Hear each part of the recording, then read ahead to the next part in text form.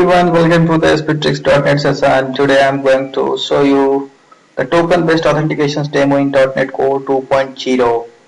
Okay, so before proceeding, first of all, we should know that what is token-based authentication. So the token-based authentications is the good way to communicate with the server based on some JSON data. Okay, so the core is JWT. So the JSON based token is an open standard RFC 7519. You can check more about the JSON on jwt.io. So I request you to please go to the jwt.io, which is the official website of JWT. You will find more information about the JSON's web token, and let's see how the JWT organize its data.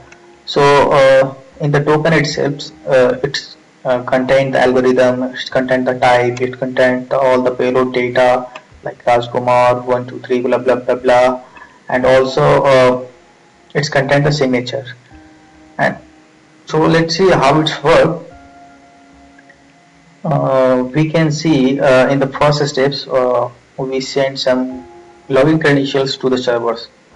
The server validates and it's create a JWT secret, which is as we see over here that based on the data it's create some encryption value over here.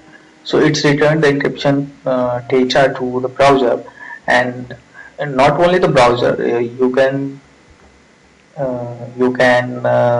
use any application over here, like if you are creating AngularJS applications, then it could be browser. But if you are going to authenticate P2P, means you have also one application which is created in C# or in ASP.NET, and then you are going to authenticate with another ASP.NET applications, then in that case it could be application.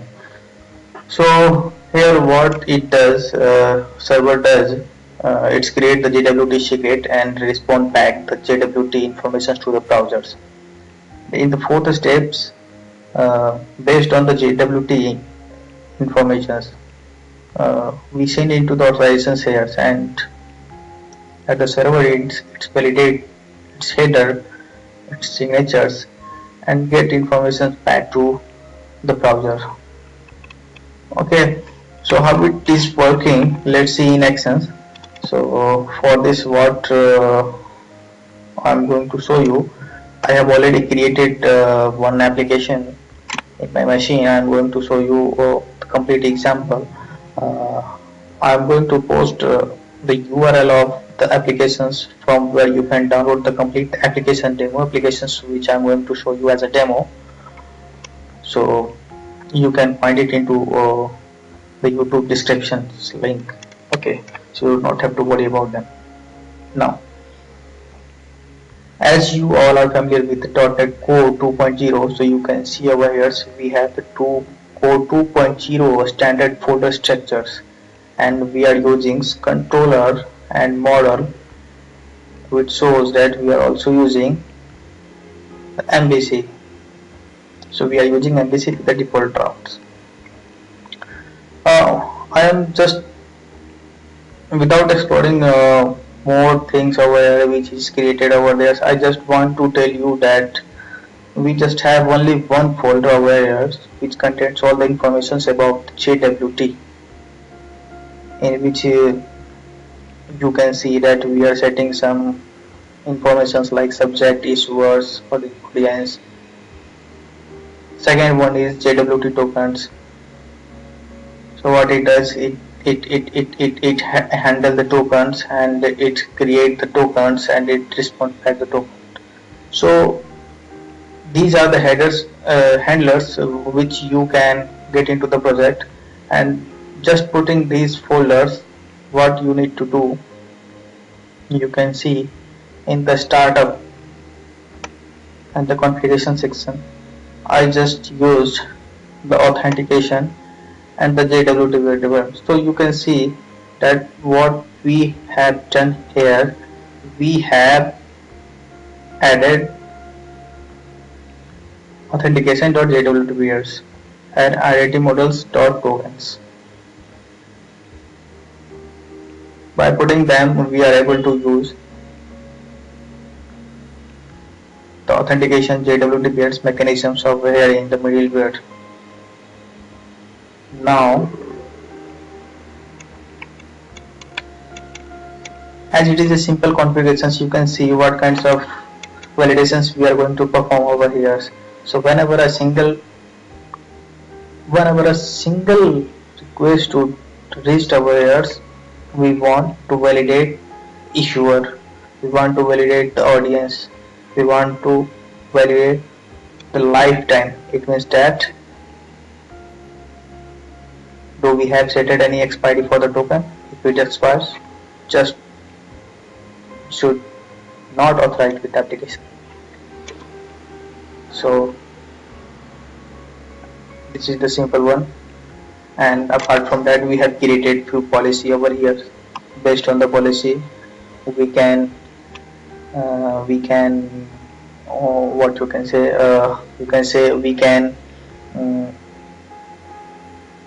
bound to request to add these informations based on the policy. Like if someone is asking for and ask authenticating on behalf of employee, they must have employee number. If someone is authenticating on behalf of founder, so the employee number must be between 1 and 5. So these are the policy which we have configured over here in configuration sections. And so this is the things when someone is trying to access our application with authorization header, but how to create token. So for the token creation, I have created a simple token controllers. In the API token, if someone will pass the username and password, simple username and password, then what it does, it will create a token based on the configuration. So the based on the configurations you will get the token. If it not, it will provide unauthorized access. Let's see how it's work. So I just ran the application and you can see that my application is working on localhost 49796. So I just opened Postman and in the API tokens I just passed 111 as a password and trying to authenticate. So here we found 401 authorized. Why? Because we have passed wrong password. Now what I am doing, I am going to change the password WORD, and now as soon as I clicked on send, we got some token here. So the token we can use it to authenticate in the next request. So now what is the next? To use these tokens, I have created one info controller. In info controllers, you can see what I have mentioned here. We have mentioned authorize and policy employee. So the employee sections over here denotes that with the JWT tokens we have employee number in itself, and based on the employee number or employee ID we can perform any of actions. So we just want to get all the informations inside the tokens which is theirs. So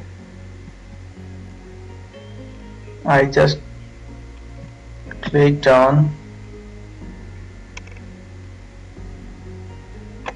any of the info token and I just copied the token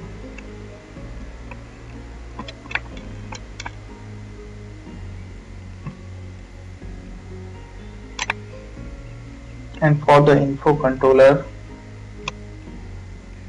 I am using a header authorizations, and in the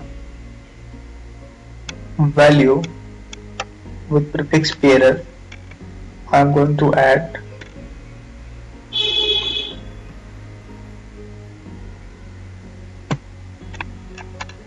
my new token.